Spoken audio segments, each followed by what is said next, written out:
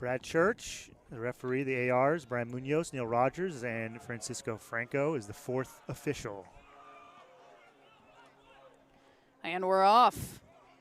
Stanford starting with the ball, and it's Hooper sending it forward immediately. It comes right back his direction. A little ping pong in the middle, and that was Groeneveld, number 6, stepping in to try to clear it. Bohane missing the header. Finally, Shane DeFlores trying to settle it, and both teams just trying to lock down some possession here.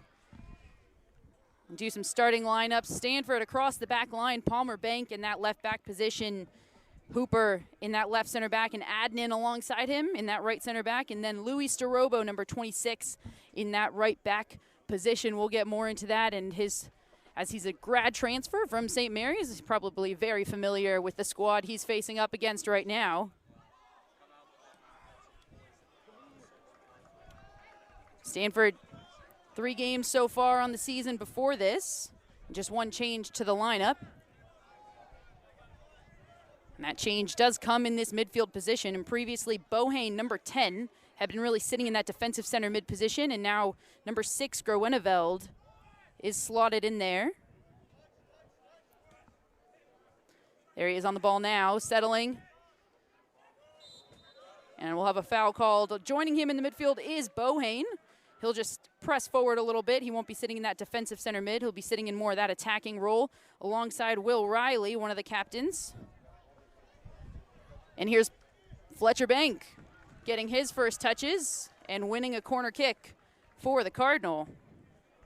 Yeah, Fletcher Bank was one of the 3 Stanford players that was drafted last year but has decided to come back. He was drafted by Toronto FC. Really good going forward as a left back. Will Riley standing over the ball. You'll see him taking most of the corner kicks from this side. He's got that right foot in swinger. Bohane with the left foot. He'll be taking it most likely from the other side, but he stands offering the short option. Riley delivers ball into the middle, and a beautiful ball in, forcing Bentley in goal for St. Mary's to just punch that out, and now we'll have foul on the ground. It'll go to St. Mary's, and they'll take over looking for their first bout of possession.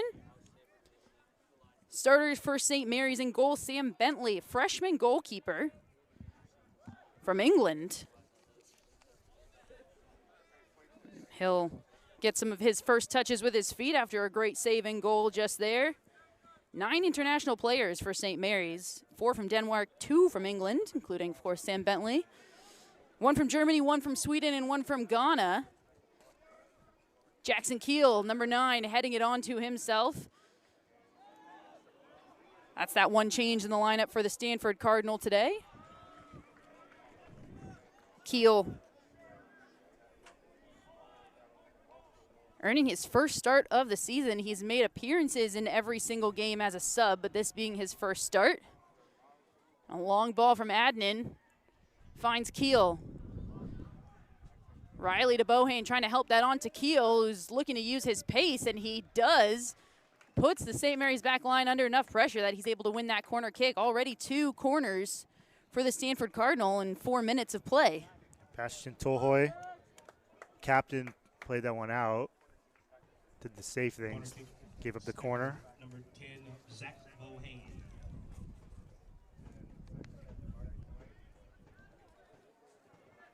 It's been an action-packed first 5 minutes. We're going to get to this starting lineup for St. Mary's. Bohane taking it with the left. Here's the in-swinger near post. He was looking for DeFlores on that near post. Bounces back out and will go over the crossbar. St. Mary's to take over. I mentioned Sam Bentley, the freshman, in goal for St. Mary's. Flynn Allman on that left back or left center back position for St. Mary's. Bastian Tolhoy in the middle. Look, they're playing a bit of a 3-back. Can change into a 5-back when those 2 wingers come back. And closing out that 3-back is number 3, Nick Strangino, and no foul called. Advantage played. Here's Ian Smith, and they'll win their first corner of the game. Ian Smith, listed as a defender. He'll play a little bit more forward. He's from Kaiserslautern, Germany. Corner kick, St. Mary's, number 5, Luke Lawrence. Ian Smith's played all 180 minutes for St. Mary's so far this season. Dangerous opportunity here for St. Mary's. Taking it with the left, it'll be an in-swinger. Long ball to the back of the box, headed down. Oh, a beautiful header, and it looked like Sorobo had it. Or excuse me, it looked like Schnebley had it. St. Mary's in the 6th minute on a bobbling ball in the box, and that's why you always follow up those corner kicks. Yeah, I think Goal in the 6th minute by number 3, Nick Stringio. they're going to get the Stringio, Californian. You know, Schnelby had the ball, and I think he kind of dropped it for a moment, and he thinks he was fouled. He's still down, and the Stanford players think he was fouled. Jeremy Gunn, you know, there was somebody before the match asking us if we were the streamers or the VAR. There is no VAR here, and I'm sure the Stanford staff will want a second look at that, because it looked like he had the ball in his hands, and the defender might have just kicked it out of his hand. Well, we should say that there is VAR, but it doesn't quite look like the professionals. But yeah, I mean, you take your eyes off that for a second. There were so many people in the box, and for a moment it did look like Schnebley had that. And a short bobble, and very quickly now, Stanford Cardinal playing from behind. But as you said, it looks like Strangino will be credited with that. Nick Strangino, one of those 3 center backs that we just mentioned, credited with the goal. Last year, 3 goals on the season. That was his first of this season. And it comes on a weird one, but nevertheless, 1-0. And the Stanford Cardinal have been on the other side of a few very weird calls already in this season. And I don't know that we can add that one to the list, but certainly not the most conventional goal. Nevertheless, a good job from the St. Mary's attack to jump on it. It's, of course, why you always are taught in youth soccer. Follow your mark all the way to the end, especially on a corner kick. Stay on your mark all the way to the end, because it really did look like Schnebley had that. But nevertheless, now mentally for the Stanford Cardinal, how do you move on from this? Do you just have to erase that from your memory? Yeah, I think the good news is if you're going to give up a goal, give it up in the first 5 minutes of the match. I don't think this really changes much about the tactics of this match either. I think St. Mary's was looking to play direct and take their chances and not necessarily have a ton of possession. And I don't think that goal changes much. Starobo looking for Bank. Defended well from Ian Smith there, and it'll be a throw in Stanford Cardinals direction. And you can really see the St. Mary's formation here with that 5 back, 2 sitting right in front of that, 2 sitting right in front of that, almost a box in the midfield. A physical play from St. Mary's and a foul in a very dangerous spot for the Cardinal. Will Riley walking over to take it. Riley wearing the captain's armband along with Noah Adnan. Riley, the senior from Georgia, already has a goal on the season. Stanford's first goal of the year, actually, in the home opener. Scored a penalty on the 13th minute versus San Jose State to put the Cardinal up. They went on to take that 2-1 for head coach Jeremy Gunn's 150th win of his head coaching career with the Stanford Cardinal. And now Bohane will exit, so it will be Riley with the right. A dangerous opportunity for the Cardinal to equalize here. Riley into the middle! It's Jackson Keel! Jackson Keel, in his first start of the year, equalizes for the Cardinal, and what a response. Stanford had the same lineup the first 3 matches, and it came down to training yesterday, and Coach Gunn deciding to go with Jackson Keel, and he might have an idea what he's doing, huh? It's his 12th goal at Stanford in just 38 starts. Really good ratio for Jackson. And Stanford is so much depth up front, and Jackson putting it in the back of the net, taking that one clinically. His first of the season, and a beautiful assist from Will Riley, who tallies his first assist of the season. It was a beautiful ball, and Jackson Keel just full-on beat his defender, and then beat his defender in the air as well to the ball. Beat him to the spot and then beat him to the ball, and to cap it all off, a gorgeous header. As his body carried him the other way with it momentum, he was able to get that flick on it and redirect it. And all of a sudden, we're not even 10 minutes in, and we're even 1 goal apiece.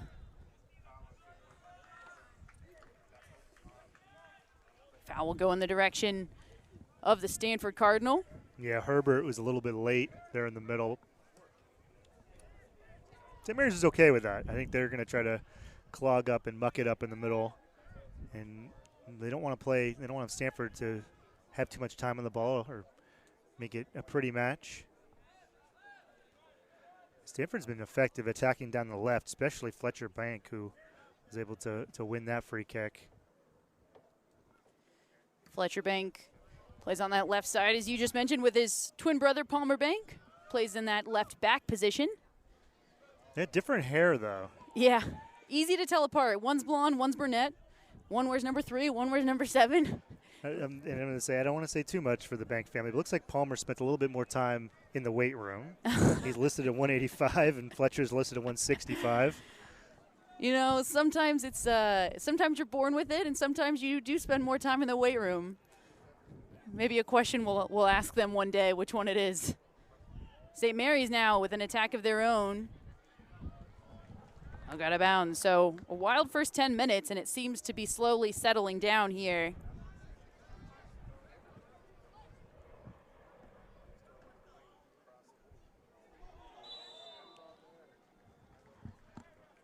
Foul will go the way of the Stanford Cardinal. St. Mary's disagrees. But the Cardinal will take this deep in their own half. Yeah, and the ball was out, and then Bank, or he knew it was a foul, then he knocked it down with his hand. He heard the Gales bench calling for a handball. It's interesting. Stanford, normally, most years before they joined the ACC, when they're in the Pac-12, they would make an East Coast trip. But because of the East Coast trips they'll take this year, they are playing all local this year. So all local teams or teams that come here to Stanford, and they'll play a road match later on in the year at San Francisco. So it's interesting. St. Mary's, after this, they'll go to the East Coast. They'll face off with BU and Dartmouth. Stanford soccer for years, men and women, they had every year done kind of an East Coast swing, but no longer with just the geography of the new conference. New conference, of course, the ACC, which you already mentioned. Stanford kicking off ACC play next. This is the last game before ACC play kicks off, and now St. Mary's mounting a counterattack here of their own. And that'll be a foul, and it looks like the ref might be reaching for a card. We'll get stoppage of time and either a talking to or a card. Yeah, that's the St. Mary's grad transfer.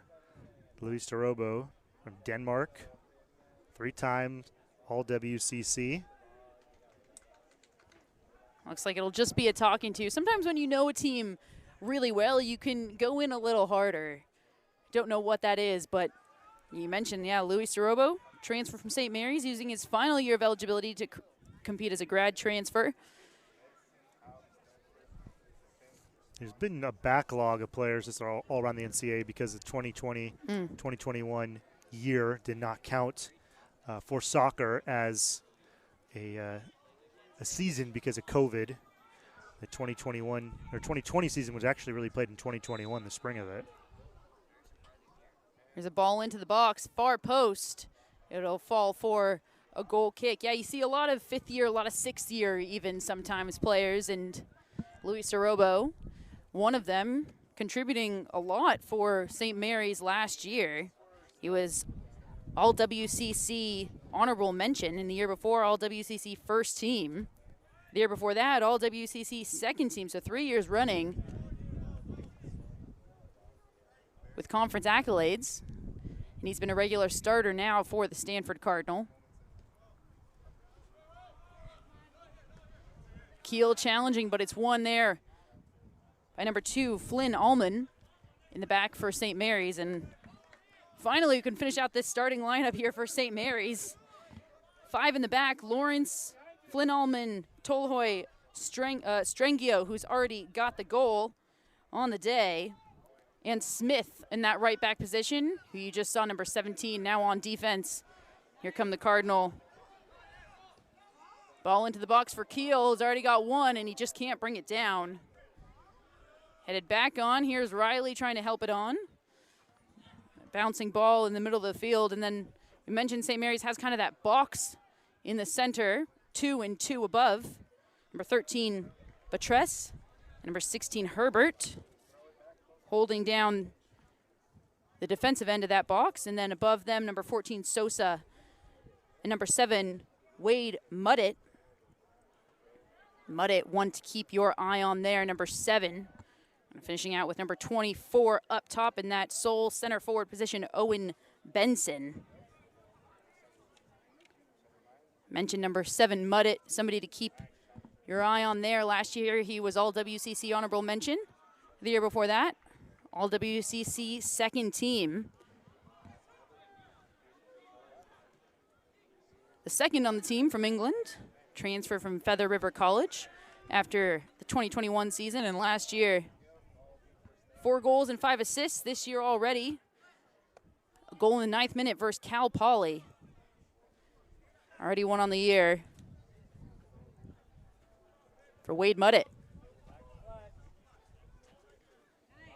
Cross in, and it's handled by freshman goalkeeper Sam Bentley, getting his second start of his career. His first was the most recent game versus Cal Poly at 3 saves.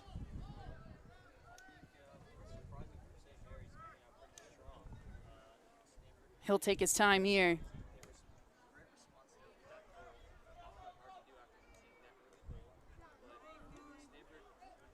"15 minutes in, Tim, what are you seeing from each team?" Well, I think neither team is settled in. I think both teams are trying to settle in a little bit. Yeah, we're seeing a lot of this kind of play, right? A lot of bouncing balls. Nobody's able to bring it down. We'll stop the clock again, and we'll have another talking to. Hey, Groenveld, a little bit aggressive with a little push, and the man in the middle, Brad Church. A nice little quick conversation with him. Here's another set piece chance, though, for St. Mary's. What they look like they want to hit on.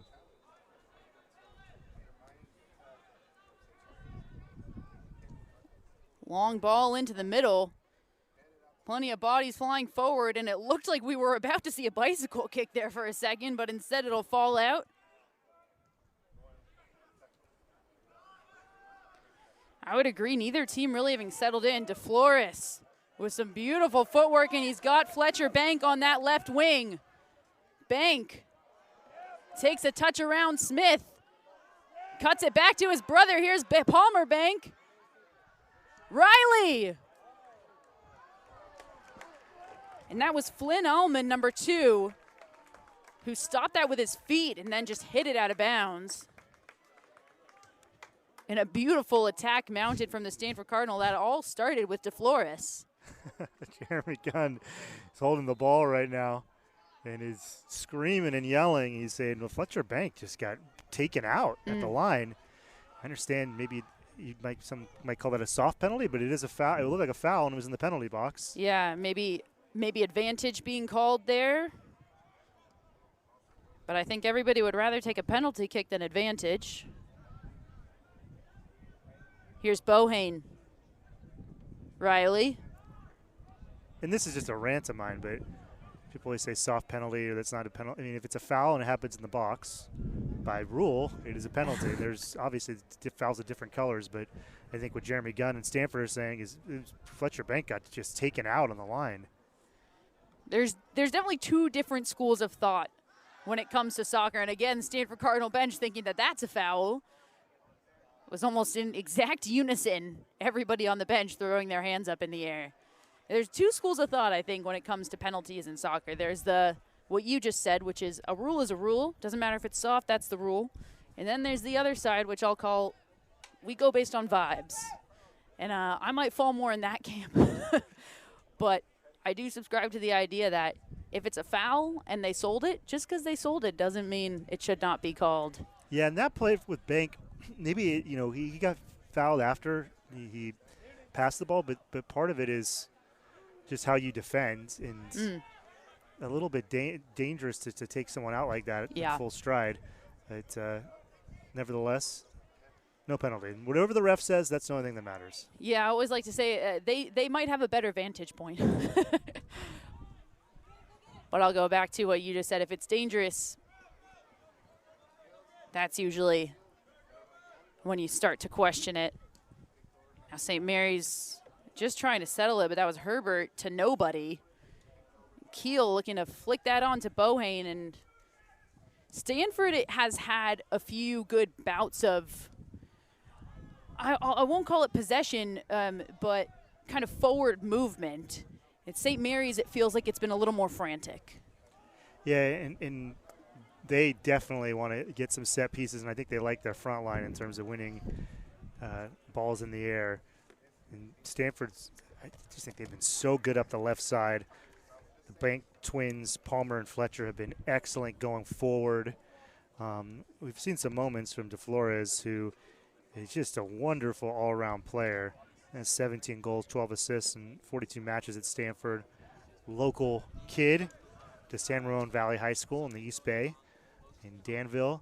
And it seems like that's been the preferred side for the Cardinals so far. Shane DeFlores with an absolute worldie of a goal, and he's tugged down by his jersey, and now he's asking for maybe a yellow card there. That was from behind and certainly dangerous, and there's the yellow card. That's a good, I think, the right call there. Yellow card, St. Mary's, number 13. I think when there's no attempt to play the ball, it's got to be a yellow, and that was Batras, number 13. In the middle for St. Mary's, who wins that yellow card. And talking about DeFlores, I said he scored what can only be described as a worldie of a goal in the previous game. Free kick just bent into that top corner. Yeah, Batras, this is his third start. He's a freshman, and trying to mark DeFlores in the middle, that is not an easy task for anybody, let alone a freshman. And this is a Stanford team that scoring was coming maybe a few and far between for the first couple of games. And then game 3, most recent one, is a shot a little more dangerous than it looked. It had a little bit of spin on it, but Bentley's all over it. Most recent game on Thursday, Stanford hosted Cal State Fullerton. And the scoreline doesn't, I won't say it accurately represents what happened, because Fullerton really put up a good fight and arguably were the better side for certain minutes of the game. But a 5-0 win for the Stanford Cardinal, and it felt a little bit like the floodgates opened and they were able to break through. That DeFlores goal, just one of the 5. He actually had 2 in that game. Fletcher Bank had 1, Noah Adnan had 1, and Trevor Islam had his first of his Stanford career in his first minutes of his Stanford career, debut and a debut goal for Trevor Islam. Jude Zamora on for St. Mary's. Scored one of the 2 goals in their win over the Cal Poly Mustangs, and he replaces Owen Benson, who made his first career start against Cal Poly. That was a win in Moraga for the Gales. Opened up their season losing to Kansas City. They used to be known as Kansas City, but now they just go by Kansas City.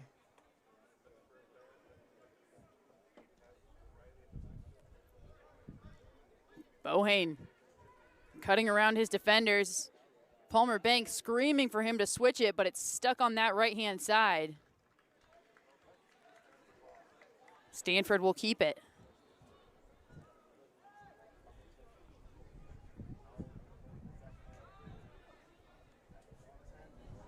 Jude Zamora, who you just mentioned, having come into this game. Of the 2 games St. Mary's have played, he started one of them, appeared in the other off of the bench. This one coming in off of the bench as well in a 21st minute substitution. To me, that says that perhaps St. Mary's head coach Adam Cooper was seeing something that he didn't like or that he thought Zamora could exploit a little bit better than Benson. Would you agree? Yeah, I think that, and then sometimes it's just like a game plan with college soccer where you can have guys come on for long periods of time. We were talking, it was Jackson Keel's first start, but he's played 45 minutes in 2 of the 3 matches this year. And you can kind of rotate, too, with players in college soccer, things you just can't do in professional soccer. Yeah, we were actually talking before the broadcast about scheduling, and you mentioned how hard 2 games a week are on all of these players. If you're playing 90 minutes, that's quite a number of minutes on those bodies, so you have to have plenty of substitutions. Who can carry the weight? And that's people sometimes they say, "Well, college soccer, why don't they have 3 or now 5 subs?" And it's because physically you cannot do that, and you have terrible injuries. Hooper chasing it. That was Zamora, number 12, freshly on the field, also giving chase. The good 1v1 battle there between the center forward and center back. Adnan, who had his first goal of the year on Thursday's game versus Fullerton. Beautiful near post header for the center back. On the captain. Noah Adnan last year all Far West Region 3rd team and all Pac-12 2nd team. Plenty of players on this Stanford Cardinal team with Pac-12 honors, Top Drawer Soccer honors, United Soccer Coaches honors. 2 named in the 2024 Top Drawer preseason Best 11, including Zach Bohane and Shane DeFlores. Bohane named the number 1 player in that top 100. DeFlores earned a spot in that Best 11 2nd team.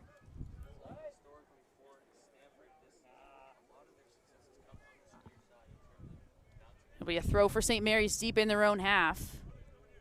We mentioned St. Mary's formation being a 5-back, and that does usually lend itself, obviously it's more of a defensive formation, it usually lends itself to having to sit back and just kind of deal with the attack that the other team is bringing and then look for that counter. But the missing piece so far for St. Mary's has been that counter. I would argue that they've actually been more threatening when they've had the ball in that attacking half and they're able to draw a foul or put the ball in the box. Palmer Bank with a long throw as he lines up. Could assume he's going to put this into the box for the Cardinal.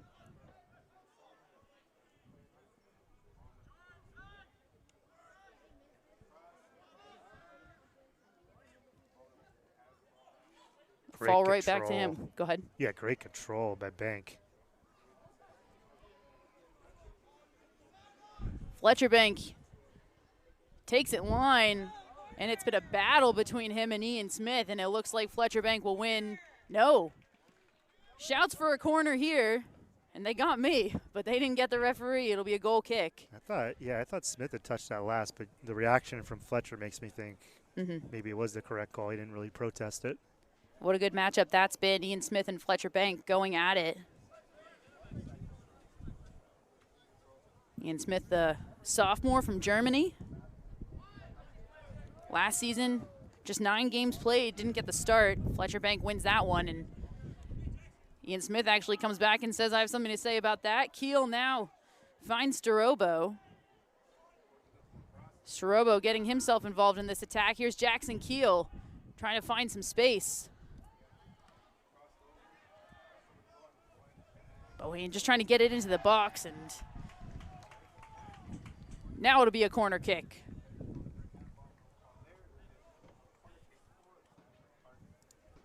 Yeah, watch for Keel. He's already scored one with his head. Flores is right there in the mixer too, right next to the goalkeeper, Bentley.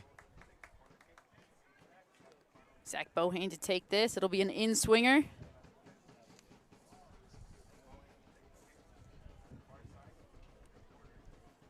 That's Starobo too on the back post. Long ball in, rising was Adnan. And it'll sail over, but a good effort there from the center back and a good ball from Zach Bohane. 26 minutes in, this of course, second game of the doubleheader today. The women took on Washington State at 1 p.m. and took the victory 2-0. Stanford Cardinal women undefeated on the season now, 5-0. Stanford Cardinal men looking for their third win in their fourth game of the season. Starobo will just clear that forward.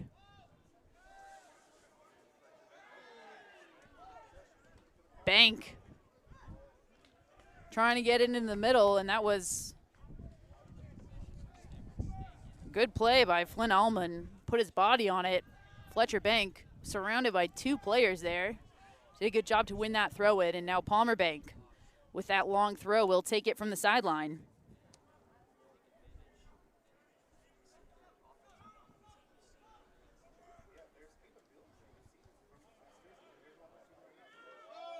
Back post!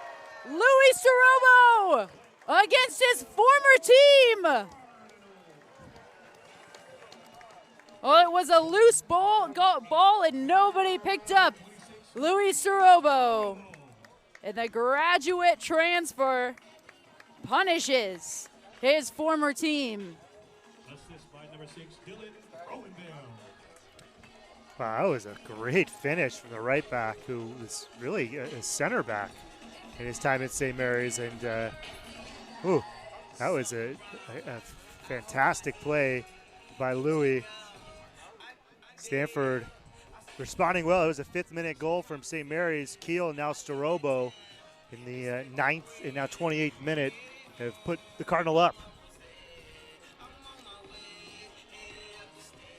Well, Louis Starobo picked that up one time, and he hit the side netting on that back post. A picture-perfect shot from him. And he had to. He wasn't going to have the time to take a touch. He goes one touch, and what a beautiful shot that was. And what an addition he has been to this Stanford Cardinal team. I mentioned that this is a young team.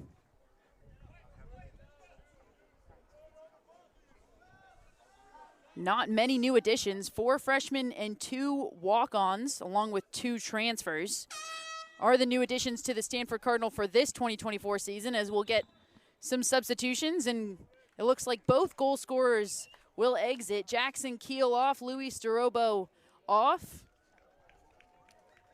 Groeneveld, number 6, also jogging off.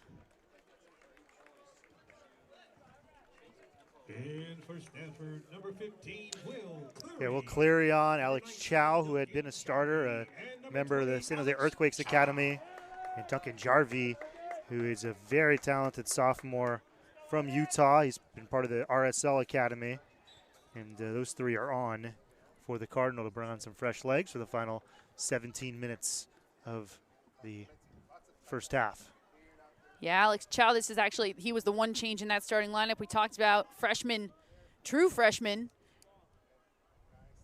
had gotten every single start so far this year until today, and now he'll get the last 15 minutes of this first half.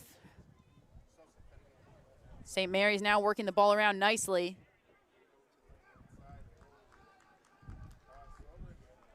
That's good 1v1 defense from Bohane.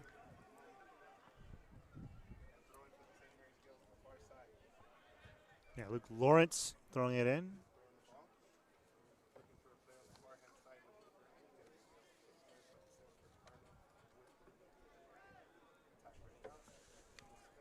A long ball, that'll be a goal kick. Stanford Cardinal. Duncan Jarvie, you mentioned, very talented sophomore. 2 games played so far for the Cardinal of the 3 that they have competed in.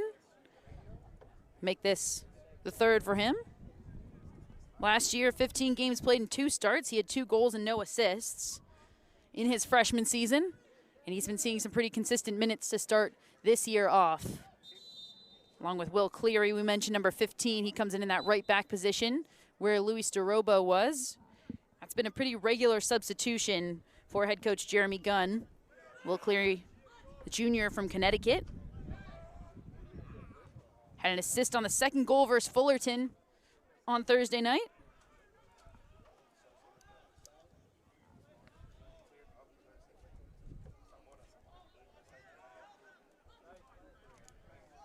Great defending from Palmer Bank. Just uses body really well. The one that hits the weight room more, exactly. You said. Yeah. Yeah, he'll take the throw now. I mean, he's listed at 20 more pounds than his brother Fletcher. They have really been dynamite up this left side. And as I say, look at that throw. Oh, yeah. It's fun to see twins also with 2 very different skill sets on the field, both equally incredible. But Palmer Bank obviously playing that left back position, and Fletcher Bank playing in that left wing, a more of an attacking player. Very different skill sets between the 2 of them, and obviously they play very well together. No surprise there. Ooh. Fletcher Bank showing off some creativity, and he almost made his way through all 3 players. Twins, but actually different years of eligibility. Palmer Bank, a redshirt sophomore. His brother Fletcher Bank, junior. True junior, if you will. Fletcher's 14 assists and only 33 matches at Stanford. That is an insane rate in terms of assists per match. He was drafted last year by Toronto FC in Major League Soccer. Decided to come back to Stanford. Stanford actually 3 of those players. Bohane with Philadelphia Union and then DeFlores with Chicago Fire. Yeah, we don't talk about that enough. I feel like there's, across all of the Stanford Cardinal, plenty of players who maybe technically could go pro, are ready to go pro, but opt to stay here on campus. Fletcher Bank. And it looked like it was going out of bounds, but then Jarvie got a touch on it. Might have been a corner kick, but Jarvie was just trying to help it along. It'll be goal kick. Sam Bentley will take this for St. Mary's. Just under 15 minutes to play here. 2-1 Stanford Cardinal. We had a very early goal from St. Mary's, followed by 2 from the Cardinal. And really since that goal, St. Mary's having a hard time mounting consistent attacks. Yeah, one shot since the goal, and nothing that has really challenged the Cardinal goalkeeper, Schnebley. It's been, I think Stanford has had maintained most of the possession. Shots 6-2, corner kicks 3-1. Very congested in that middle. Stanford just trying to kick it out to that right-hand side. Here's Chow. Bohane will swing it through Riley. Riley does such a good job there to turn and find his center back. And now around the horn, and it's been over here at Fletcher Bank's feet quite a bit. He'll work again on this left-hand side, cutting it in. A good run from Riley, but he just loses it. Adnan heads it down to his fellow center back Hooper. Just can't quite get there, and St. Mary's will take over 10 minutes to play, and we'll get some substitutions now for the Gales. They're gonna make 4 subs here.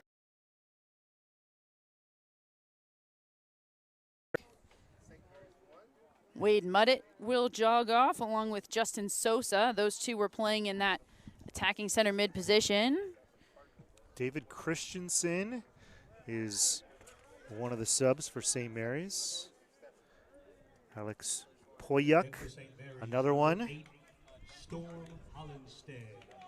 Number 19, Toke Amtrup. David Christensen. And number 29, Storm Almsted. Storm Schmidt Halmstad, who hails from Denmark, and he's an NAIA transfer from University of the Cumberlands.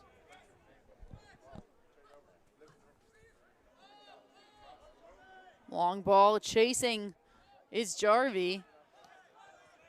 Riley with a good touch in the middle, brings it down to Flores now. He'll go to Cleary.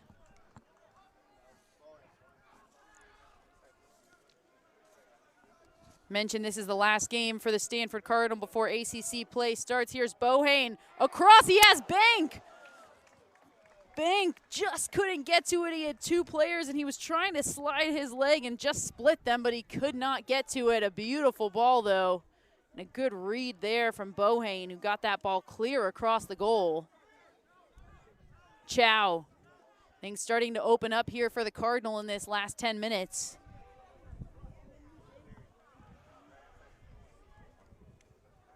Bohane again, working on that right-hand side. St. Mary's doing a good job there to just shut that down. And we talk about ACC, this being the last game before ACC play starts for the Stanford Cardinal. They will head to South Carolina next to face none other than Clemson. That'll be on September 6th. Clemson, the team that knocked out the Cardinal in the quarterfinals of last year's NCAA tournament. So it not only will be the start of ACC play against the former or reigning ACC champions, but also perhaps a redemption story for the Stanford Cardinal.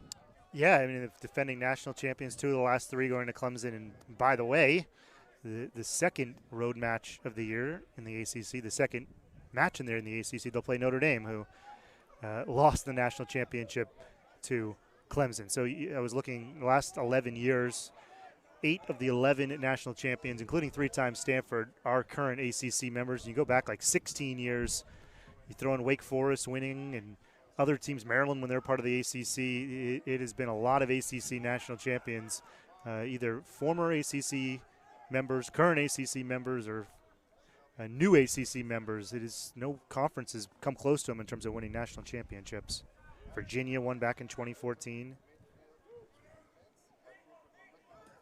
Arguably one of the, if not the best conference for soccer specifically in this country, and somehow DeFlores keeps it in, tries to find Bohane in the middle, and now Riley, he wins the header and he went over the back, and no call there. He's slow to get up, but seemingly okay.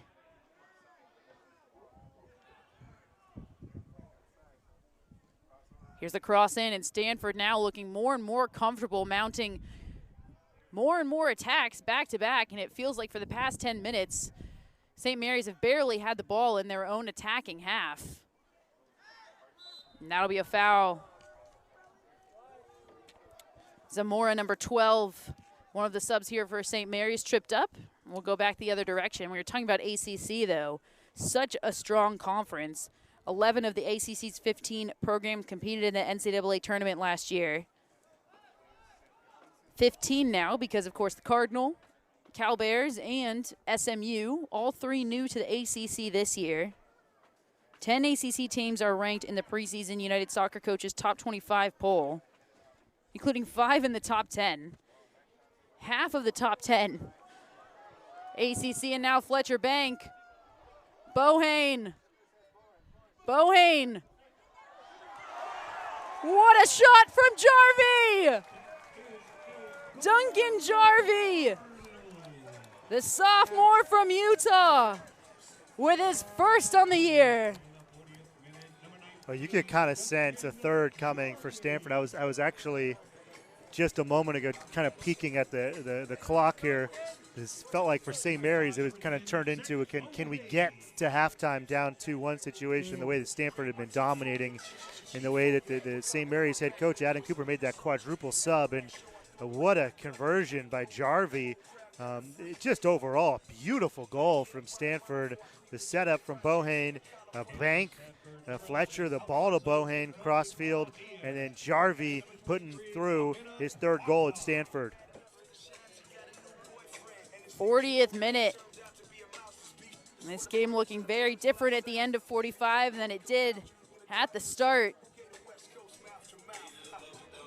Duncan Jarvie changing the game here for the Cardinal. A 2-1 game, very different than a 3-1. And I agree with what you said. I feel like you're right that St. Mary's was just hoping to get into halftime 2-1. It's like a boxing match. You get saved by the bell. They were hoping just to get to halftime down 2-1. They played with a lot of tempo early, expanded a lot of energy, and they look just a bit tired right now. And they're going to be forced to try to make something happen. We know that St. Mary's, they can play a 5-back, they could play a 4-back, a 3-back. Do you expect maybe a formation change from them in the second half, knowing that they're going to have some work to do?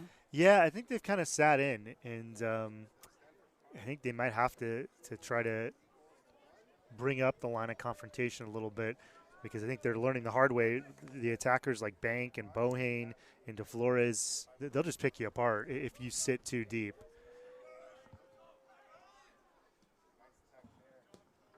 Five minutes to play. Ball handled well from Cleary there. You look at how congested this central midfield is, and it's no wonder Fletcher Bank has been finding the ball at his feet a lot on this left-hand side. Now St. Mary's trying to exploit those wings. And that is the trouble with a 5-back, is that because then they're playing a box in the middle above those 5, the idea getting forward is that those 2 outside backs are going to get very far forward and provide you with some offense. But if you're sitting back and you're defending all the time, you're not even giving those outside backs the opportunity to get forward and help your attack, and that seems to be part of the problem here for St. Mary's. Haven't really been able to exploit those wings in the same way that Stanford have. I think maybe the problem for St. Mary's is their right wing back has just been stuck in, because Fletcher Bank is just too dangerous, and if you let him get in behind, as we kind of just saw right there, that third goal, and give him some space and time on the ball, he's just too good. So I think that's been a dilemma for St. Mary's. A sub on the goal that we did not mention, number 23, Kwabena Kwakwa, into the game here for the Stanford Cardinal. Fullerton. Yeah, Alfonso Tensoni Gradies is also in for the Cardinal. Tenconi Gradius, redshirt sophomore from England. He makes his 4th appearance for the Cardinal. Kwabena Kwakwa making his 2nd ever. He had his, or excuse me, not ever, his 2nd this year. He had his 1st this year against Fullerton when he got that assist. It seems that Jeremy Gunn likes to see what's happening in practice and award some playing time accordingly. Riley out wide. Here's the cross in, rising was Tenconi Gradius. And then it really did look like Duncan Jarvie was about to attempt a bicycle kick there. Falls on his back, but Stanford will take the throw. Here's Kwabena Kwakwa working on the wing. Just a little too much on it there. Little over 3 minutes to play.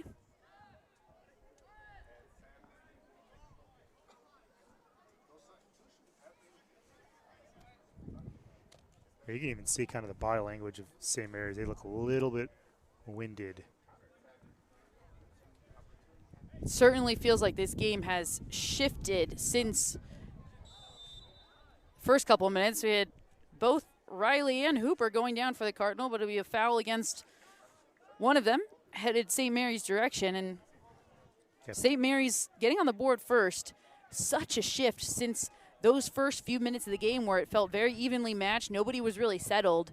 And you flash to right now, this 44th minute, and the Stanford Cardinals seemingly in full control.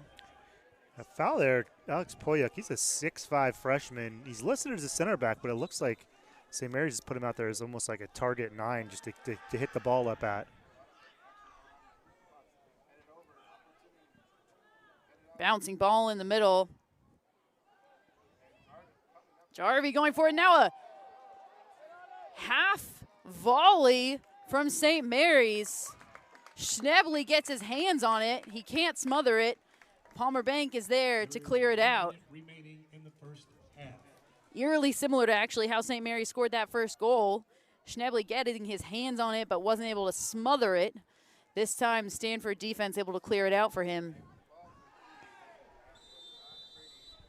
Put some life in this St. Mary's offense, and now we'll stop the clock here.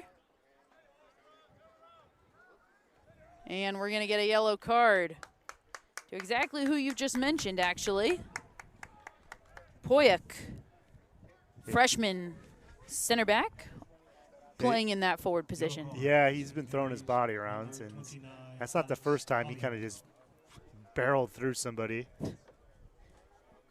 I like the idea of putting a big body up top, though, for St. Mary's. Feels like they're opting to put him up there so he can maybe hold the ball up and let them get forward. They try to play the ball off of him quickly. It's not a bad idea at all. 30 seconds remaining. No stoppage time in college soccer. We'll play to the buzzer.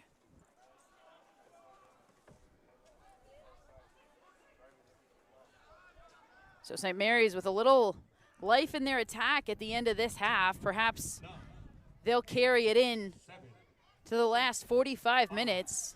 4, 3, 2, And that'll be it here. Stanford Cardinal in the lead, 3-1 as we head into halftime. First goal from Strangio of St. Mary's, and then here. And Stanford final tune-up before they go to #1 Clemson, the defending national champion that knocked out Stanford last year. Stanford and Clemson, they've never been in the same conference, but they have a lot of history. 2015 at Sporting Park in Kansas City, a memorable night, or Sunday afternoon, I should say, maybe one of the most memorable days in the history of Stanford men's soccer, defeating Clemson 4-0 behind Jordan Morris and company, and winning their first national championship. And Clemson and Stanford have gotten to know each other quite well over the years in the NCAA tournament, and they'll be conference mates. That is on Friday. Jeremy Gunn and company focused on the here and now. Sunday here on Labor Day weekend, and finishing off the first portion of the non-conference schedule. Stanford still has a bunch of non-conference midweek games. The ACC is just one match a week. Stanford will go to Notre Dame, the national finalist. They'll go to Virginia, and they will go to SMU this year. And it is a very local schedule. Stanford does not leave the Bay Area for any of their non-conference matches. St. Mary's settling in. This is their best possession of the match, but just as I say that, the Cardinal cut it off for a moment. St. Mary's trying to counter. Cleared away. Chow, who did not start the match, but he will start the second half for Stanford. Yeah, I feel like we see this quite a bit from head coach Jeremy Gunn of the Stanford Cardinal, getting people minutes at the end of the first half and then having them start the second half. We also see Will Cleary, number 15, in that right back role. Also, goal scorer, number 19, and birthday boy Duncan Jarvie, number 19, sitting up top. Sosa couldn't make the turn. Play that went back towards Sosa. Cardinal clear it. Keel. Fletcher Bank, who is wreaking havoc along with his twin brother up the left side for Stanford that entire first half. It led to a couple of good chances, led to a goal, led to a corner that led to a foul, I should say, where Will Riley played it into Keel, who put it away with his head. 7-3 in terms of shots, 3-1 in terms of corner kicks, and 3-1 in terms of the score. Shots on target, 4-3 in favor of Stanford. St. Mary's a lot more focused for their head coach. 17 years for Madden Cooper across the bay in Moraga. A lot of success there for him in the WCC. Keel is kind of bowled over. Batres was able to knock him down, and St. Mary's finally kind of settling into possession. Tolhoy, their captain, direct ball way up the fields for the Gales, and Corin Klein, who I don't remember him playing in the first half. He starts up top. Tyler Harden, who did not play in the first half, is out there for St. Mary's as well, as they look for the 11 that works here against the number 13 Cardinal, who were number 5 before they dropped a match last week. That one's off the goal scorer, Jarvie. Played for Real Monarchs, part of the RSL Academy, his final year before coming to Stanford. Was playing for Real Colorado for a while. Patres, the holding midfielder. Toloi from Denmark. He's played matches in the second division of Denmark, right below their top league. Wearing that captain's armband today, junior captain. Sosa and Bohane, the duel won by Bohane, and it's cleared away by Luke Lawrence, who's honorable mention all WCC. He's from Scottsdale, and he spent some time in the Barcelona Residential Academy, which is in Tucson, Arizona. Home of former Stanford Conference mate Arizona, who had a women's soccer team. They never had a men's soccer team. St. Mary's wins the throw. Lawrence has made 2 starts this year. Bank fell down there for a moment, and his opposite set in. Muddick out wide. And a throw in for the Gales. Good first 5 here for St. Mary's. Down 2 goals, you have to come out strong and try to get one back early on. Make it easy for yourself. Ian Smith, Kaiserslautern, Germany, able to win a corner kick. Luke Lawrence, 5'11" junior. His high school was the Arizona State Prep Academy. Also was part of the FC Tucson Academy. Left-footed defender to put it into the mixer. In swinger. And foul in the box against St. Mary's. Oh, that's disappointing for them. A good opportunity, and that was a beautiful ball played in. And the last thing you want is to just shoot yourself in the foot with a foul, not even on the ball. Ryan Schnebly is part of the top drawer best freshman second team, was from Portland, part of the Timbers Academy. I was talking to Jeremy Gunn yesterday, and he said it's just since he started coaching in college soccer, and really since he came to Stanford, the MLS academies have ramped up, and they have provided Stanford and really NCAA's men's soccer some incredible talent, and they're doing a great job developing talent. Here's Fletcher Bank, and the Cardinal earn their 5th corner of the match.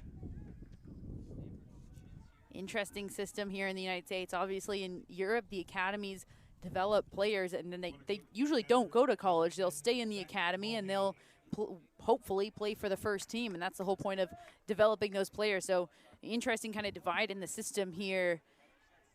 Obviously fantastic that those MLS teams have academies. They're developing players. Then some of them do go off and play in college. And then those MLS teams are going to have to redraft them. Zach Bohane, he played for De Anza Force, which is a great local team, and it's headed over by Duncan Jarvie. Speaking of academy, Sam Bentley, 6'2" freshman goalkeeper, played for Luton Town, who last year was in the Premier League, a tiny little 12,000 seat stadium, and they're now back down to the championship. They got relegated. You'll see in college soccer some of those academy players that don't sign first-team contracts. They'll come from Europe to the United States to play college soccer, get an education. Like that man, Bentley, who just puts that one up in the air with some wicked backspin. A little bit of wind, too, that way. Keel tried to play it. And there's the monstrous center back, Tolhoy.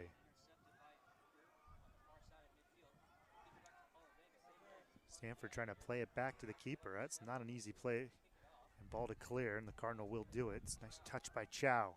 Bank. Keel. Ooh, he was gone through by Lawrence. So much sharper St. Mary's in the first 7 minutes of the second half thus far. Keel. Leaves it off. Golan Veltz tried to play it up for Jarvie. Stanford was calling for offsides. Hadn't thought that was played to a player for St. Mary's in their checkered red and gray uniforms. If you're having trouble at home, maybe identifying some of the players in terms of the numbers, well, we'll let you know we're having trouble in person. It's very difficult to see the numbers of St. Mary's. You can see the first one that's on the gray. If it's like a 12, we can see the 1, but the 2 is then hard. Oh, here's excellent. First team all-leaguer last year in the Pac-12, Bank. Bohane. Chow. From Palo Alto, MLS Academy product from Earthquakes Academy, which has pumped out a lot of Stanford players over the years.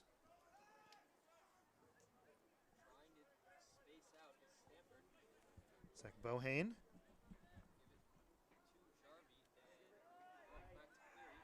Here's Cleary, really experienced player off the bench. 43rd appearance at Stanford for Cleary, into the middle, and swept away by Sosa. Hooper plays it back. Stanford will reorganize, and now we see a little bit better tempo and organization from Stanford. Groenvelt, defensive-minded center midfielder. Nice diagonal ball. Just a little bit ahead, too high for Bohane.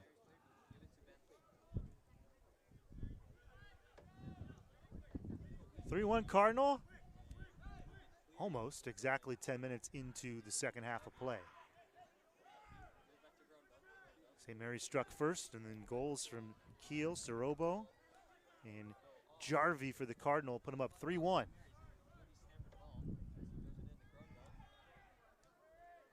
Groenveld. Hooper, a very good passer. He's a captain in the Sporting Kansas City Academy.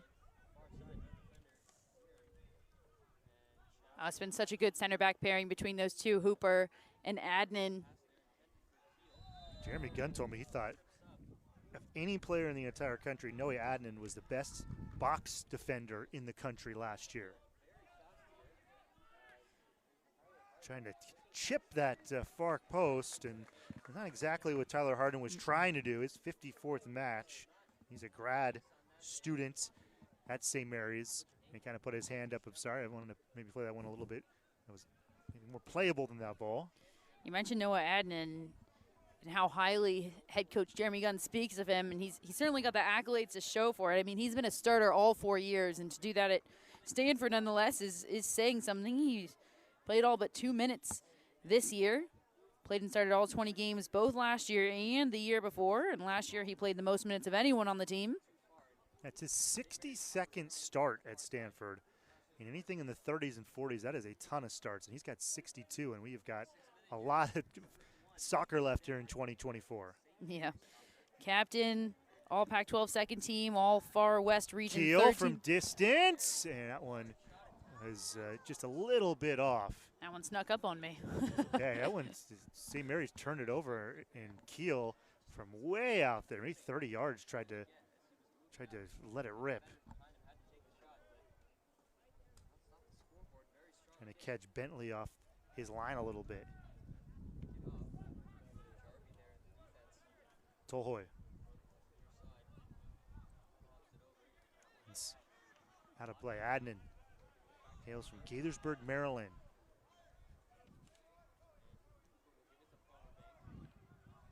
St. Mary's now trying to put that high press on. They know that they've got to get a goal back, and they have to do it quickly. Not a bad idea to put Stanford under pressure, but this might be what can happen. Chow tried to play it into Bohane. Chow is so dangerous. 5'6" freshman from Palo Alto. St. Mary's trying to push forward. Mud it. Nice dribbling, but it's just picked away by the Cardinal defense. One of the best defensive units in the country year in and year out. And Stanford under Jeremy Gunn, they have been known for being rock solid on their back line. This game's starting to open up, and that's what will happen because St. Mary's is being forced to push higher because obviously they're down 2 goals, and with that, this game opens up. Mentioned the defensive prowess, though. Last year, they outscored their opponents 43-19, more than double the amount of points scored by their opponents. 13 different goal scorers and 12 different assist providers on the team, and they kept 7 clean sheets across 20 games. Almost half of their games, they kept a clean sheet. That is something. 59th minute, 3-1 Cardinal. And they trailed 1-0 very early in the match. And a little bit of a conversation. Yellow card. Yeah, Brad Church, the official, giving a yellow there to Groenveld. Yellow card, Stanford, number 6, Dylan Roenveld. He's been a revelation for Stanford. He played just 56 minutes last year, and he has been incredibly important as a defensive midfielder. Stanford, they didn't have a huge recruiting class, and one of the challenges of Stanford is you're just not going to get the transfers that you'll see other programs get. That's just the reality. So Jeremy Gunn has added a couple of walk-ons. Nice block there by Adnan. But St. Mary's, they are really controlling play and dictating it here in the second half, Sarah. Yeah, they did exactly what they had to do, which is come out strong, take control of this half. They didn't do that initially. It was just going to be over right from the jump because Stanford would have gotten possession, taken control of the flow of play, and potentially put one more away. So this is what they had to do. They had to open themselves up. Obviously, that can open you up to, and a miscue there, that can open you up to a potential goal against. But you have to do this if you're going to give yourself a chance at potentially winning. But right now, the Stanford back line doing a good job staying together. You see they're not going to be split here. Trying to convert from distance, maybe not the correct decision there in the middle from Sosa, as he had an overlapping run up the left side from Lawrence, who was begging for the ball. Stanford, some early substitutions here in the second half. So we'll see Jarvie, birthday boy, and the goal scorer. He's off for Shane DeFlores. And Keel gives way for Will Riley. 47th start tonight for Will Riley. He's 20 starts in each of the last 2 years. And I went through the 11. I asked Coach Jeremy Gunn, can you describe each of these players? And great info on everybody, but Will Riley just said this guy's a soccer player. Loves playing soccer, can do anything on the field, plays in the middle, and in a lot of ways is kind of the engine for this Stanford team. Well, that's what you want. He wears number 8. He also plays that number 8, that box-to-box center midfielder. And that player has to be the engine of the team. They have to be everywhere. They have to be able to do a little bit of everything, a little bit of the defending, a little bit of the attacking. They are the person that connects the back line with the forward line and everybody else on the field, and that's exactly what Will Riley is to this team. Bentley, 6'2 freshman, made the start against Cal Poly to put it in. Stanford last year won this matchup in October 4-0 against St. Mary's here at Kagan Stadium. Jack Landreth was the starting goalkeeper last year for St. Mary's in that match and most of last year. And Sam Bentley's been so good as a freshman coming in from England, from Luton Town, that he's won the starting job, it appears, early on for the Gales. Yeah, he didn't get the start in their first game, but he won the start in the second game, and he gets it again today. There's some physical play from the aforementioned Will Riley. He kind of got a look from the referee and said, all right, that's it. You can't do that again. You can't grab someone's jersey. Looking at scores around the ACC, 3 other games happening today, and Duke beat Everett 14-1. That is, you are hearing that correctly, 14-1, Everett University. Small Baptist University in Danville, Virginia, and Duke took them down 14-1. Not a scoreline you hear a lot in soccer. That was the first time I've ever heard of Everett. The only thing I know is they're definitely not a Division I team. Well, they had a difficult time against Duke. University of Denver drew with SMU.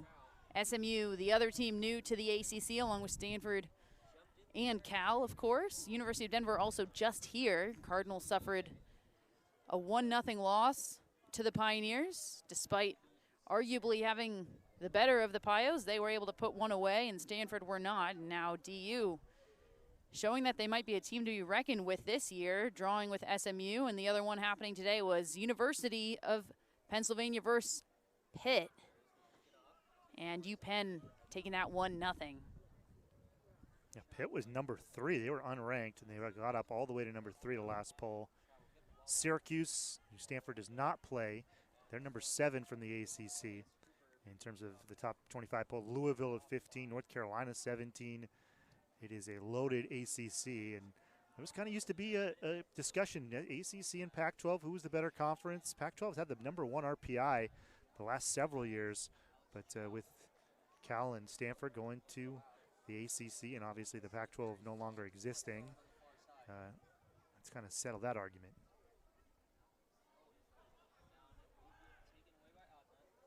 Adnan. A lot of running from St. Mary's in the second half, trying to force the issue. Bohane, along with Zamora there. Tolhoy puts it out of play. 65th minute, Cardinal lead by 2.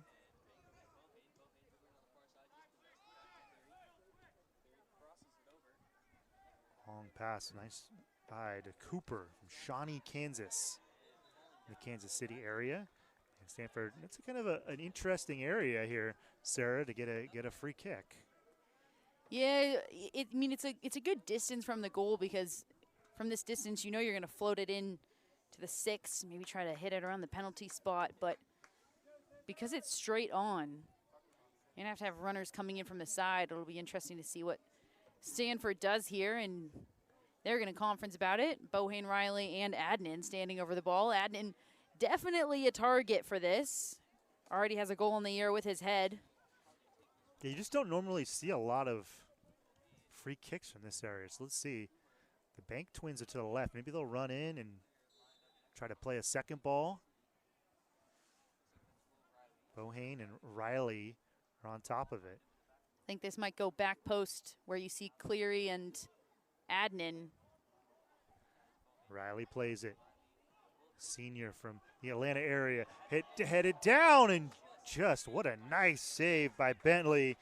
Well, Cleary was right there, and Bentley denied him. Yeah, I went back post where Cleary and Adnan were, and yeah, just 1v1. Bentley comes up on top. Corner kick, Stanford, number 10, Zach Bohane. Bohane, Monte Sereno product. This is all Pac-12 first team. Part of the best 11 for Top Drawer Soccer in terms of the country. 8 goals and 11 assists last year. And what a header! Shane DeFlores puts it in, and it's 4-1 Stanford. Shane DeFlores cannot stop scoring. His 3rd goal of the season. Number 13, Shane DeFlores, his 18th goal in 42 matches at Stanford. Bohane put it on the near post, and DeFlores, an acrobatic goal, and almost kind of hit off the side of his head. What a goal. That's a goal scorer right there. Shane DeFlores starting in that center forward position, and that's the kind of thing you want from your center forward. Just by any means, somehow he gets that ball in the back of the net. What a season he's having so far. What a past 2 games he's having so far. 2 on Thursday versus CSU Fullerton, and now tallies another one today. Well, Stanford had that match against Denver. Very frustrating. It was a week ago today that they lost 1-0. They got shut out. They responded with 5 against Fullerton, and now 4 with plenty of time left against St. Mary's. Stanford has taken their chances, but they have really hounded the Gales, and they win another corner. It's their 6th of the match. Yeah, I mentioned Stanford maybe struggling a little bit to score before that CSU Fullerton game. You wouldn't really know it, but that San Jose State win 2-1, actually a goal on a penalty kick and a goal on a free kick, so no goals in the run of play. That didn't score versus University of Denver. So that CSU Fullerton game really was the first time that the Cardinals were able to put a goal away in the run of play, and it just opened the floodgates. They tallied 5, and they're continuing it today. Well, let's see if Stanford tries to do it again. Bohane this time goes towards the far post, and Bentley got up. Just got there before Palmer Bank could get to it. It's a good job from Bentley coming off of his line. It is not easy to do, especially when that ball is traveling in from the side. A couple of fantastic corners from Bohane, the junior, who Stanford is going to need a big season from. Mentioned Stanford had some walk-ons. They've tried to add some depth, but in terms of starting 11 in the first couple of subs, Stanford certainly has the firepower to go up against anybody in the country. And we've seen that firepower this week. 9 goals on the week. It's Fullerton and now St. Mary's. The Gales led this one 1-0, and they led it for about 3 minutes and change. Stanford tied it up with Keel, Starobo, Jarvie, and now DeFlores, the goal scorers.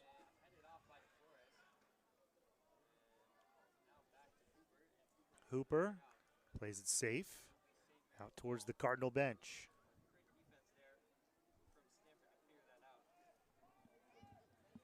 St. Mary's a member of the WCC. Same with Washington State, who just faced Stanford women earlier today at 1 o'clock here at Kagan Stadium.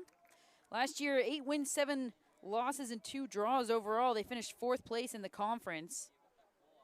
Finished the season with 6 all-WCC selections, but of course, a lot of players lost and a lot of players gained. Their latest WCC title and NCAA tournament appearance was 2019, which when you hear 2019, it feels like it was just yesterday, but it was actually about 5 years ago now. Yeah, St. Mary's has played here at Stanford in the NCAAs over the years a few times. Usually the first round of the NCAA tournament is very regional, so Stanford will face off with St. Mary's, San Francisco, UOP. They'll WCC teams, and Stanford will play at San Francisco and home against Pacific later on this year, WCC teams. Just one other score today from WCC games in men's soccer. Creighton took down University of San Francisco 4-2. 2 other games, but they're starting in 15 and 45 minutes respectively. Gonzaga at Houston Christian and UC Riverside at Pacific. San Francisco, that's the only road non-conference match for Stanford this year. It's been a kind of a tradition, especially early in the year, for Stanford to go to the East Coast and play some non-conference matches. It is going to be mostly in the Bay Area, all in the Bay Area this year, but going forward for Stanford, it will be a very Bay Area focused non-conference schedule. Yeah, they actually played USF, the University of San Francisco, in their first ever exhibition game for this season. They drew 0-0, so they'll go back and they'll do it as one that counts later on. DeFlores, oh, nice ball in. Bohane tried to get on his left foot. Bohane still on the ball. And, oh, that one hit an arm maybe, but the referee's going to say it was in a natural position. You thought, what did you think, Sarah? I think it was. I do think it was in a natural position. Maybe it wasn't pinned to the side, but it wasn't all the way up in the air. I think that's a good no call, and that's obviously to the naked eye. But I think it's a good no call. It clearly hit the arm, but the arm wasn't all the way up in the air. Well, there's about 19 minutes left in this match, and Sarah loves watching soccer. I do too, and I think we could spend 19 minutes talking about handballs in the box, but we'll spare everybody at home that.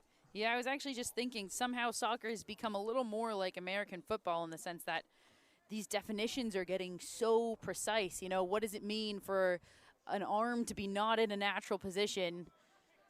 It'll do your head in, like when they start talking about if it's a catch in American football, so we won't do that. Our producer, Ethan, looking at us and just said, thank goodness they're not going to do that. Bank, all the way on the right side. Bank, left-footed shot. Oh, that was going towards the far post. Oh, I love that idea. Everybody thought he was just going to dish that off to Palmer Bank, and he just went for it. I had to do a double take. I like that, though, seeing Fletcher Bank on the right side able to cut in. On that preferred left. It is a wicked left foot. And you see that a lot. Bohane's been hanging out on the right side a lot this game, number 10, who's on the ball here, and he's got that preferred left foot as well, and you see him right now cutting in on that preferred foot. Palmer Bank, the overlapping run. Oh, there's Palmer into the box. Plays it for Chow, and it's blocked by St. Mary's. Selfless of Palmer Bank. I wish the defender would have just taken a shot there. You always want them to get chances when they're up that high, and he could have tried to tuck that near post, but he went with the selfless option to try to find Chow. Also not a bad idea. St. Mary's is going to make a few changes here. Maxwell Farnham comes in for the first time. San Jose native, good to see him out there from Pioneer High School. Just a little bit south of the farm.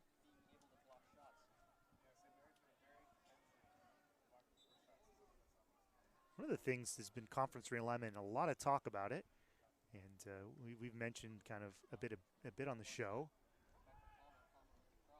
Palmer, that one is swept away from Palmer Bank. Riley. Bohane. Riley. And Zamora took it away. I was going to say, I think the best things that we've seen with conference realignment is what Stanford soccer is doing, is these non-conference schedules have become much more local. So a kid like Maxwell Farnham gets to play here at Stanford growing up in San Jose. I'm sure a lot of fun for him.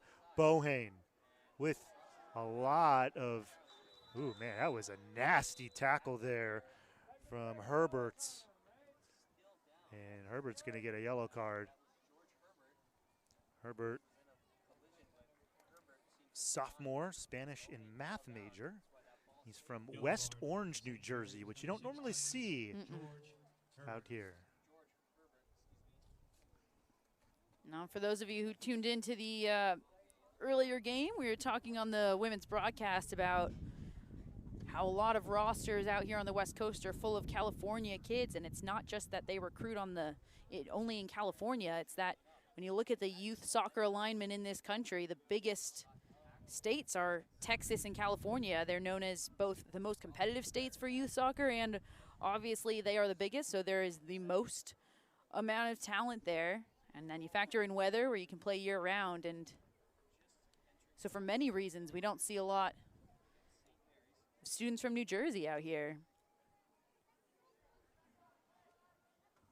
West Orange, North Jersey, right? And kind of close to New York City. For you geography nerds out there. I will say this position right here, Riley and Bohane, where they're standing over the ball, very similar to where Bohane hit it from against San Jose State. Here's Bohane, left foot on it, deflected shot, and Bentley was able to go right to him. Those deflected shots can be just real tough on keepers. This game has really shifted ever since DeFlores put that fourth goal away. The energy completely sucked out of St. Mary's. At the beginning of this half, it felt like they were ready to mount a comeback. DeFlores has really silenced that. Bohane. He is so dangerous. One of the best 11 in the country last year.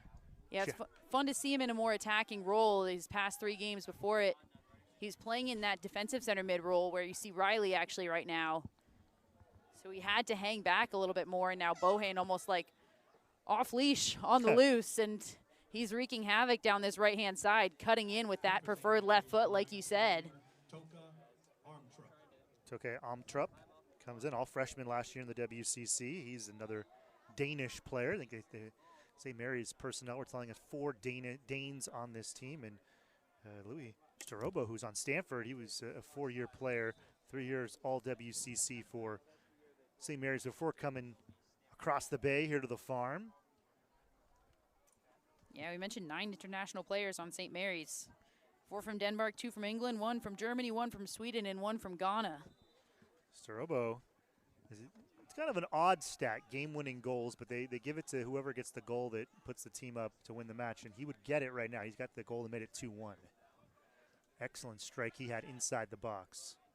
Riley, first time, tried to play it up to DeFlores. Yeah, just a miscommunication there. DeFlores was running away. He wanted it over the top. Riley played it on the ground, but DeFlores gets to it nonetheless. Palmer Bank. In for Fletcher. Into the middle. And DeFlores couldn't get there. Bentley beat him to the spot. Sam Bentley's given up 4 goals, and really none of the goals he probably could have done anything with. 4 subs looking to come in here for the Stanford Cardinal, and we might see some players who got a few minutes at the end of the CSU Fullerton game. Some players potentially who made their Stanford debut. And see a few numbers from here. It looks like it's Kwabena Kwakwa and Nick White are 2 of them. One of the other interesting footnotes, too, about the ACC that's different from the Pac-12 is they have a tournament. And there's 4 rounds in the tournament. So that'll be a lot of fun at the end of the regular season. There's a shove in the back from Farnham trying to get to that ball. On the turn from Bohane, a little bit of space. DeFlores, a little heavy on that first touch. Riley. Wow, gets out of that. Just weaving through defenders. Oh, and he thought Bohane was going to keep running the sideline. And Bohane immediately put his hand out and said, sorry about that. I see how well those 2 connect, though. There's a reason they play in the center midfield together. In for Stanford, number 23, Kwabena Kwakwa. That'll be the end of the day for Bohane. Nick White, he is a grad transfer from Harvard. He played 4 years at Harvard, won the Ivy tournament last year with the Crimson. Kwakwa re-enters for Stanford, and it's one of the quirks. The Ivy League is just different than every other league in the country, but Nick White, if he wanted to go play a 5th year, he could not at Harvard. They don't allow graduates to play collegiate sports in the Ivy League. Yeah, a lot of different rules in the Ivy League, shorter preseason, everything. Trevor Islam on the field. He got his first ever minutes as a Stanford Cardinal versus CSU Fullerton on Thursday, and he scored a goal in the 89th minute, assisted by Kwabena Kwakwa. And he gets more minutes now. Trevor Islam, one of the 2 walk-ons this year. Redshirt freshman out of Mill Valley. The Marin County Player of the Year. Hobbies include trail running, Rubik's Cube, weightlifting, and a very Stanford hobby, coding. It is always amazing talking to these student athletes about their interests off the field.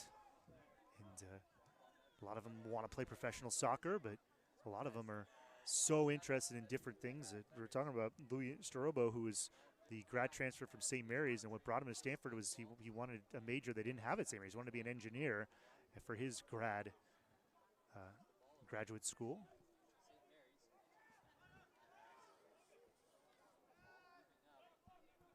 79th minute here at Kagan Stadium. Stanford 4, St. Mary's 1. Cardinal trailed very early in this match. St. Mary's struck first. 6 minutes and a second in. Nick Strigio made it 1-0. Stanford, since that point, has outshot St. Mary's 16-5. They outscored them 4-0. And they lead Keel, Starobo, Jarvie, and DeFlores, the goal scorers for the Cardinal. Stanford trailed for exactly 2 minutes and 38 seconds. And really, they have dominated the match. St. Mary's a little bit sharper in the second half. I would say sharper to start this second half, but energy has really fallen off for them, and they really haven't challenged Schnebly all that much, I would say, in the past 10 to 15 minutes. Start to the second half was great for them, but once they conceded that fourth goal, their heads really dropped. Shane DeFlores off of a corner from Bohane put in a wicked header. DeFlores with that goal. Bohane has 2 assists. Fletcher Bank has an assist. Will Riley, Groenveldt with the assist for Stanford. 5 goals on Thursday, and now 4 goals on Sunday, with 10 minutes on the dot left to try to add a 5th. Not a bad way to head into ACC play, getting all of the goal scorers rolling before they head over to Clemson on Friday. It was a very frustrating loss for Stanford against Denver a week ago today. You were on the call, and I think Stanford felt like they were the better side. They just didn't get the result. Yeah, Stanford more successful in possession, more shots on goal, more corners. Really, any statistic you look at, they were the better side, and it did feel that way watching the game. But University of Denver better in one category, and that's the fact that they were able to capitalize on one of those opportunities. And Stanford just were not. If you look at the shots versus shots on target, Stanford had 9 shots, 2 on target. Denver 5 shots, 1 on target, and that singular shot on target was the goal that decided the game. And some, crazy VAR. Did the ball hit the line? Did it go in? Was sprinkled in as well. But at the end of the day, Pioneers took it. There are small cameras that are mounted above the goals that the referees can use for VAR. Farnham didn't play. I don't think he played in the first half, and he has been very active in the second half for St. Mary's. You see Stanford, DeFlores running down everything. Cardinal play a full 90 minutes. That has been one of the trademarks since Jeremy Gunn took over and transformed this program. Since these substitutes have come on, we've seen Stanford, and we saw them do this against Fullerton too. They've shifted really to a 5-4-1. 5 backs, 4 midfielders, and then just that one up top in Shane DeFlores. So you have Noah Adnan holding down that true center of the 5-back. Nick White on his right side. Dylan Hooper on his left side. And Stanford, traditionally, it's just 4-4-2. They don't play anything else, but they have experimented more because of the squad makeup, playing some 3-4-3, some 5-4-1. That has been what the Cardinal have done this year. And kind of a shocker if you've been following Stanford men's soccer the last few years to see them play anything but a 4-4-2. Stanford mostly in a 4-4-2 tonight to build this 4-1 lead. Well, some more substitutions. A new goalkeeper coming in for the Cardinal. It's always fun to see a goalkeeper change. It looks like we're going to see Laszlo Balicki, who is the other walk-on for this year for the Stanford Cardinal, alongside Trevor Islam. And Laszlo Balicki gets his first minutes ever in NCAA and in a Stanford Cardinal uniform. I love to see it. Balicki lists his hometown as Stanford, California, studying computer science and economics. He's interested in cyber security. He went to Harker High School, which is very close to here. Competed for De Anza Force, which a few Stanford players have. It is one of the best youth programs in the country, and it's really kind of focused here in the South Bay of the Bay Area. 4-1. It's about 7 minutes left. Nice job there by the Cardinal there to block it with Islam. Louis Starobo comes back into the match. Nico Ray McMillan in for Dylan Hooper, and Liam Doyle in for Shane DeFlores. Those are the 4 Stanford subs.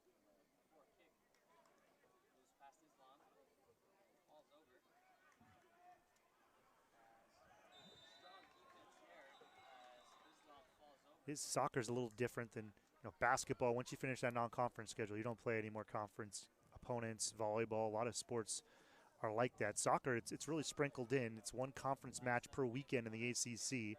Mentioned Clemson, Notre Dame, SMU, and Virginia who Stanford had a classic duel with a few years ago here in the NCAA tournament. Those are the road matches for the Cardinal this year in the Atlantic Coast Conference. Duke, NC State, North Carolina, and Cal. Those are the home matches for Stanford in year one in the ACC.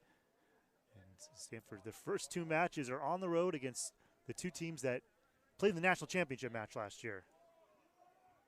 Beautiful way to start it out. Yeah, why not? Jeremy Gunn said after Stanford went on the road, they beat #1 Marshall in the NCAA tournament last year. Anytime, any place, anywhere. That has been the motto for Stanford soccer, and big reason why they've won 3 national championships. They've been to the College Cup, all those conference championships in the Pac-12, and it's been by far the most successful stretch in the history of this program. Yeah, absolutely nothing to fear for the Stanford Cardinal. Obviously, the ACC full of tons of programs with plenty of championships, plenty of titles, but Stanford is one of those as well. They're one of 2 teams that have won back-to-back-to-back NCAA championships. The other one is Virginia. But those are the only 2 in the world of men's soccer, at least in the collegiate world of men's soccer, that is. I think that was back when Bruce Arena was the head coach of the Virginia Cavaliers, the U.S. national team coach back in 2002 and 2006 World Cups. You mentioned the ACC has a conference tournament, and obviously with 3 new additions, they had to shake up how that looks. So Stanford, Cal, and SMU, the new additions to the ACC this year, and so it'll be a new format for that tournament. Everyone makes the tournament. All 15 teams make it, and then the #1 seed receives a first round bye, and then seeds 2 through 8 host first round games, and they go from there. Kwakwa from Ghana. Ghana in the United States got matched up 3 straight World Cups. 06, the end of the group stage. 10 in the round of 16, and then 14 in the first group stage match.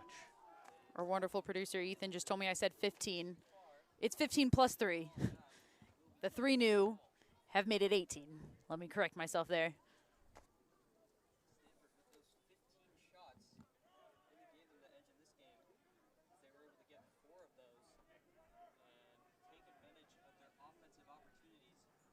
For 4-1, Stanford leads St. Mary's, 87th minute, and it is a tidy win for the Cardinal. It was kind of an odd first goal, in and out of the hands of the goalkeeper, Shinelby.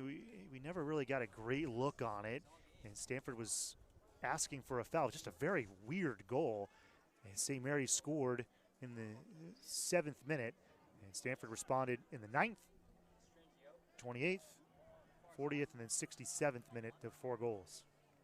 Stanford, 16 shots, 8 shots on goal of those 16, and that's a really good percentage there. 50% of your shots are going on target.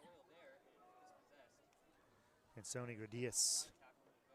And you talk about how many they're converting. 50% of those shots on target have gone in the back of the net. A good day for the Stanford Cardinal. Good day, too. I'm not 1,000% sure. I'm about 99% sure that there are no starters out there. And Stanford's been able to play 22 players in this match, which is always a good sign, especially as the Cardinal gets set for this grueling ACC schedule. A lot of challenging non-conference matches will be sprinkled in there as well. It's St. Mary's team that very much year in, year out is in the mix for the NCAA tournament. And Stanford has done very well against them. They've got their great head coach, 17 years, from Adam Cooper with the Gales. Talking about recruiting people from all around the country and all around the world to St. Mary's. All you have to do is take them to Moraga, because it is beautiful in Moraga. Similar to Stanford. You come to Stanford, you make a visit out here, usually you're coming here. And Moraga, a very beautiful part of the Bay Area as well. So much great collegiate soccer in the Bay Area. St. Mary's, Stanford, Santa Clara is always pretty strong. San Jose State, who Stanford will already faced, I should say, and obviously USF up in the city, Cal, and there's programs everywhere. A hotbed for soccer. Dangerous position here for Stanford in the last minute and a half. Wakwa to put it in, right-footed. Coming from Ghana. Cleared away by the Gales. Islam tried to first time it. Just about a minute left.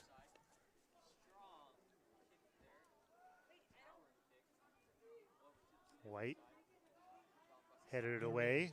1 minute The remaining in the Harvard second transfer. half.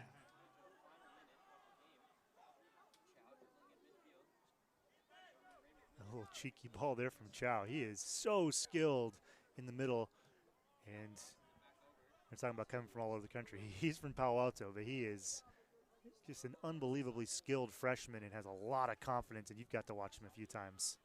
Oh, yeah. I mean, this is the first game we didn't see him in the starting lineup. He's been such an addition to the midfield, and you see him just move, not just on the ball. You mentioned he's incredibly skilled on the ball, as we just saw, but you watch him move off the ball, and he reads the game so beautifully. That's part of what makes him such a good midfielder. He'll move side to side with the play, and he'll see some things that are just not being seen by everybody else.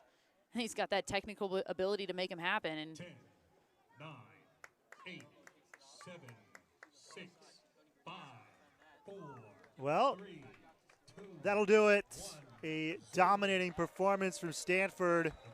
The Cardinal give up the first goal, and they respond, scoring 4 straight, and it's a 4-1 win for Stanford to improve to 3-1.